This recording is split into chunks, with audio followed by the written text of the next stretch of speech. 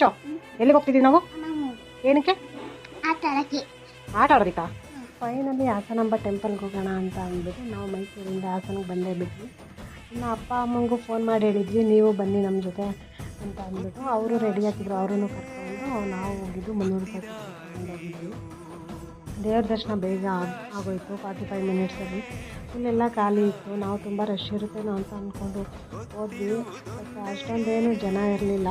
ಆರಾಮಾಗಿ 45 ಮಿನಿಟ್ಸಲ್ಲಿ ನೋಡಿಕೊಂಡು ಹೊರಗಡೆ ಬಂದೇ ಬಿಟ್ವಿ. ಎಲ್ಲ ಈ ಥರ ಕ್ಯೂ ಮೂವ್ ಆಗ್ತಿದ್ರೆ ಏನೂ ಅನ್ಸೋದೇ ಇಲ್ಲ. ದೇವ್ರ ದರ್ಶನ ಮಾಡೋದಕ್ಕೆ ತುಂಬ ಅಲ್ಲಲ್ಲೇ ಸ್ಟ್ರಕ್ ಆಗಿಬಿಟ್ರೆ ಅಯ್ಯೋ ಯಾಕಾದರೂ ಬಂದ್ವಪ್ಪ ಮಕ್ಕಳನ್ನ ಇಟ್ಕೊಂಡು ಅನ್ನಿಸ್ತಾ ಇರುತ್ತೆ.